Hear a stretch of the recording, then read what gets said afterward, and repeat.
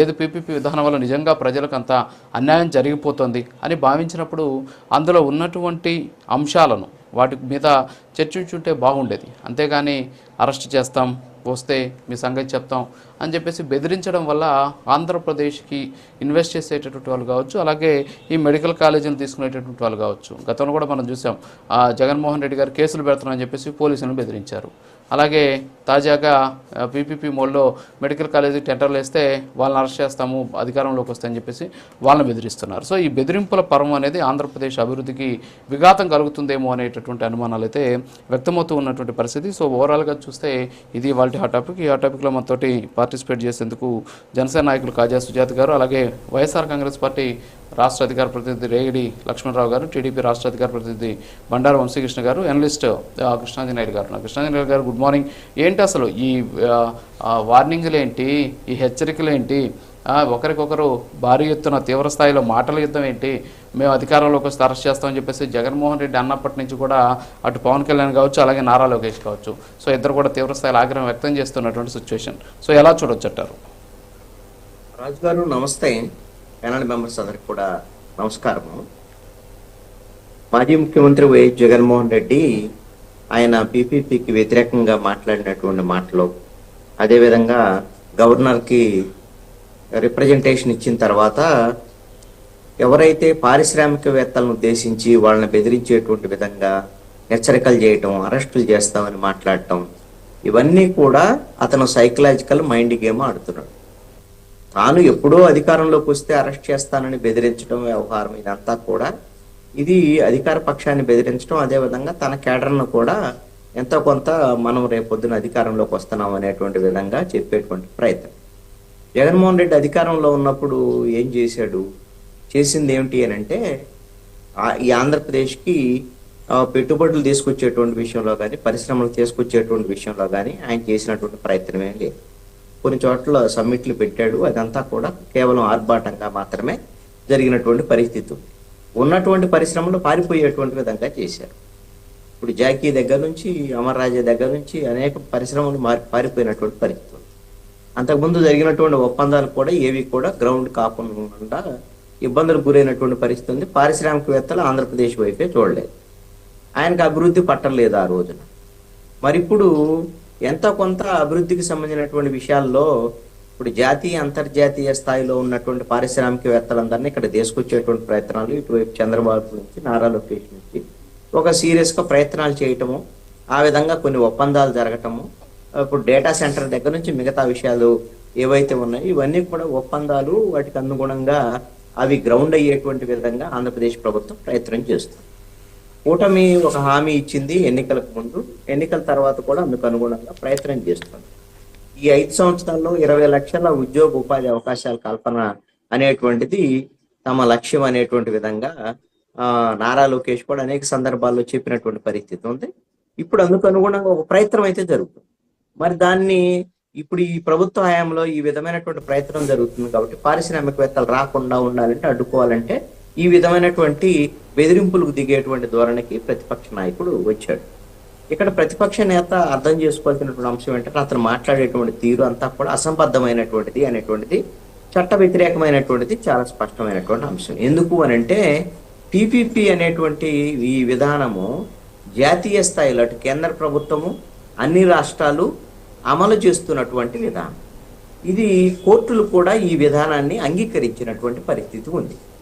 ఈ విధమైనటువంటి విధానంలో పార్లమెంటరీ కమిటీ కూడా పీపీపీ పద్ధతుల్లో మీరు ముందుకు వెళ్ళొచ్చు డెవలప్మెంట్ యాంగిల్లో అనేటువంటి విషయంలో చెప్పినటువంటి పరిస్థితి ఉంది. మరి ఇలాంటప్పుడు పీపీపీ పద్ధతుల్లో ఒక ఆంధ్రప్రదేశ్ ప్రభుత్వం విధానపరమైనటువంటి ప్రకటన చేసి ప్రభుత్వ కాలేజీలని కొంతమంది వ్యక్తుల భాగస్వామ్యంతో రేపు డెవలప్ చేసేటువంటి ప్రయత్నం కింద చేస్తే, ఆ విధమైనటువంటి ప్రభుత్వ కళాశాలని తీసుకున్నటువంటి ప్రైవేటు వ్యక్తుల్ని ఏ విధంగా అరెస్ట్ చేస్తారు? ప్రభుత్వ విధానపరమైనటువంటి ప్రకటన చేసిన తర్వాత ఎలాగా మీరు అరెస్ట్ చేసేటువంటి పరిస్థితి ఉంటుంది?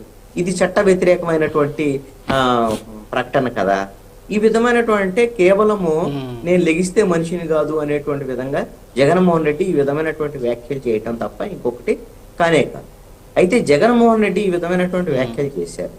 వ్యాఖ్యలు చేసినందువల్ల జగన్మోహన్ రెడ్డి ఎలాగూ ఆయన ఓడిపోయాడు. ఆల్రెడీ ప్రజలు తీర్పు ఇచ్చేశారు. జగన్మోహన్ రెడ్డి చేసినటువంటి పనులు, ఆయన వ్యవహార శైలి, డెవలప్మెంట్ లేదు, అప్రజాస్వామికమైన చర్యలు ఉన్నాయి, ఇవన్నిటితో ఆయన ఓడించేశారు. ఓడించిన తర్వాత ఇప్పుడు ఏదో నేను 33 నాటికి ఏదో గెలుస్తాను, అరెస్టులు చేస్తాను, అవి అని చెప్తాడు. ఇప్పుడు 3 సంవత్సరాలు 3 నెలల టైం ఉంది. మరి ఇప్పుడు ఈ ప్రభుత్వము ఒకవేళ జగన్మోహన్ రెడ్డిని అరెస్ట్ చేయాలి అని అంటే ఇప్పుడు వీళ్ళకి అధికారం ఉంది, అన్నీ ఉన్నాయి కదా. జగన్మోహన్ రెడ్డి అరెస్ట్ చేసేంత వరకు వీళ్ళు ఆగుతారా? ఆగాల.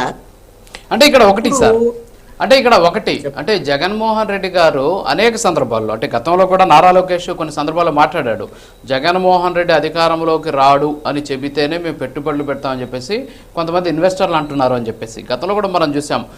పోలీసుల్ని కూడా అరెస్ట్ చేసేటువంటి సందర్భంలో పోలీసులు ఎక్కడున్నా సరే వాళ్ళని పట్టుకొస్తాం, బట్టలు కూడా తీస్తామని చెప్పేసి కూడా మాట్లాడినటువంటి పరిస్థితి.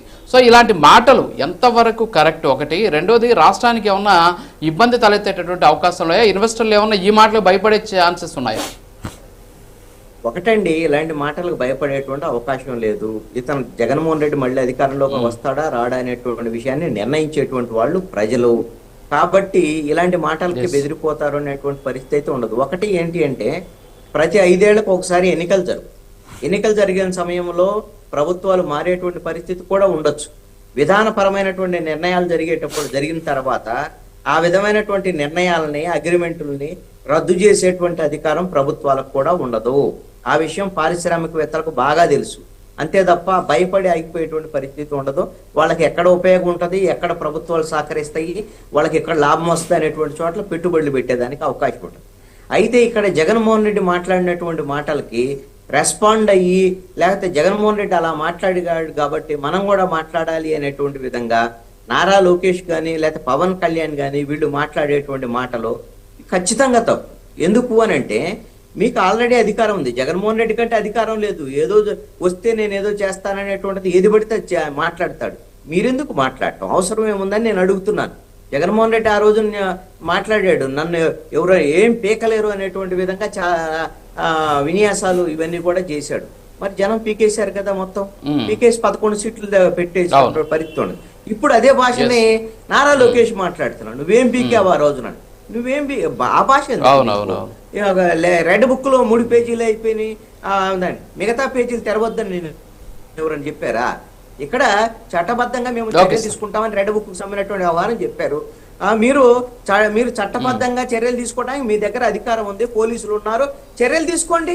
జగన్మోహన్ రెడ్డి మీద అనేకమైనటువంటి తప్పులు చేశాడని 7 వైట్ పేపర్స్ రిలీజ్ చేశాడు చంద్రబాబు నాయుడు. వాటి మీద చర్యలు తీసుకోండి. ఆయన అవినీతి అక్రమాల మీద చర్యలు తీసుకోండి. పవన్ కళ్యాణ్ ఈ రోజున మాట్లాడుతున్నాడు, మక్కెలేరు కొడతాం. ఒక్క మాట అండి, పవన్ కళ్యాణ్ మక్కెలేరు కొడతాం ఇవన్నీ మాట్లాడుతున్నాడు. నేను ఒకటి చెప్తాను, పవన్ కళ్యాణ్ ఎవరన్నా సరే ఇప్పుడు ద్వారంపూడి చంద్రశేఖర్ రెడ్డి మీద కేసులు పెట్టొద్దని, రోజా మీద కేసులు పెట్టొద్దని, అదే విధంగా జగన్మోహన్ రెడ్డి మీద కేసులు పెట్టొద్దని, అరెస్ట్ చేయొద్దని ఎవడని చెప్పారా? ఎవరు మిమ్మల్ని అడ్డుకుంటున్నారు? ఎందుకు ఈ మాటలన్నీ కూడా? ఇవన్నీ కూడా ఆర్భాటపు మాటలన్నీ కూడా వీళ్ళకి చేతకానటువంటి మాటలు ఇవన్నీ కూడా. ఎందుకు అనంటే, జగన్మోహన్ రెడ్డి అన్ని తప్పులు చేశాడు అనేటువంటిది 5 ఏళ్లు తెలుగుదేశం, జనసేన, బీజేపీ చెప్పింది. చెప్పినప్పుడు వీళ్ళందరి మీద కేసులు పెట్టి అరెస్ట్ చేయడానికి మీ దగ్గర అధికారం ఉన్నప్పుడు, సంవత్సరం 9 నెలలైనా సరే మీరు జగన్మోహన్ రెడ్డిని ఇంతవరకు కేసులు పెట్టి అరెస్ట్ చేసేటువంటి పరిస్థితి లేదంటే, మీకు ఢిల్లీ నుంచి అనుమతి రావటం లేదని మీరు ఏం చేయలేనప్పుడు ఎందుకు ఊరికే మాటలు? ఈ మాటలన్నీ కూడా దీని వల్ల ప్రయోజనం ఏంటి? ఇవన్నీ కూడా కేవలము వాళ్ళ కార్యకర్తలనే ప్రజలను మభ్యపెట్టేటువంటి మాటలు తప్ప ఖచ్చితంగా చర్యలు తీసుకోవాలి. తప్పు చేసినటువంటి వాళ్ళ మీద కేసులు పెట్టాలి, అరెస్టులు చేయాలి.